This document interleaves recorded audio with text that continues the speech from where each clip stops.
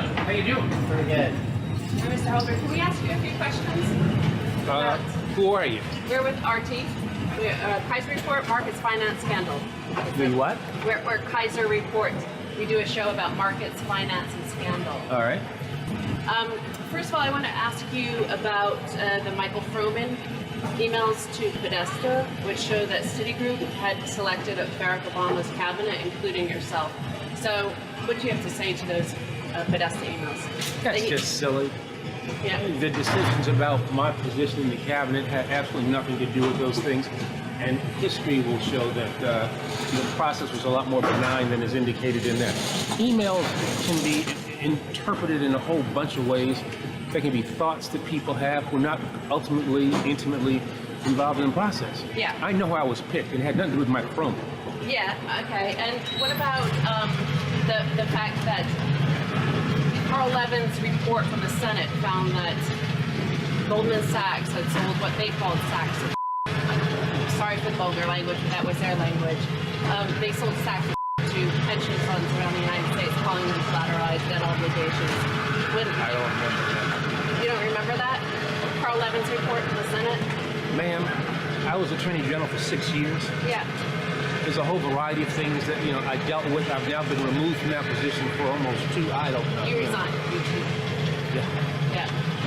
Okay. All right. And do you think had you been able to sleep better at night and put some of these bankers in jail, do you think Wells Fargo would have felt comfortable selling 2 million fraudulent accounts to their own clients, opening up fraudulent bank accounts? Well, see, I think that's one of the great misinterpretations of what it is we did at the Justice Department. We were pretty effective, I think, in bringing individuals to holding individuals account, certainly getting record-setting, historic fines, and I think it's a nice myth that people have propagated about what it is that we did with regard to individuals. And before I left, I set up the task force that ultimately produced the Yates memo.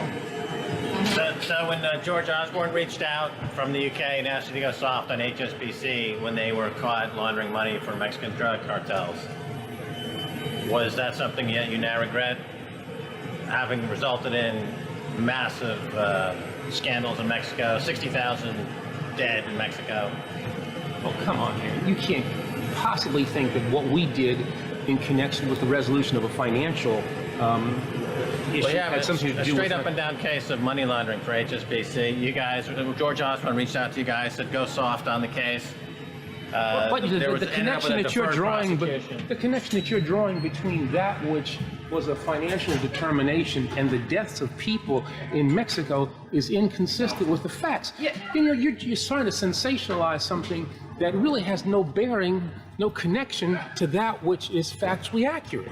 And there's a responsibility that you have to examine the facts, not sensationalize things, and to do some research. But many Americans have their assets seized based on even remote connection to any drug dealing or money laundering. But HSBC saw no assets seized, no executives put in jail. Neither did Wachovia, by the way. HSBC had no assets seized? Well, they Really? paid a fine. They paid a $9 billion fine. And that's a little inconsistent with what you just said, isn't it? No, but they get their personal assets seized. Mr. Herbert, can I have a deferred prosecution agreement before you go away?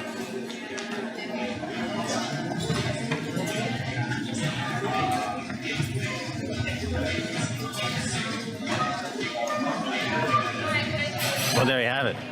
Of course, he famously made a remark that the banks were too big to prosecute. That's the legacy of Eric Holder.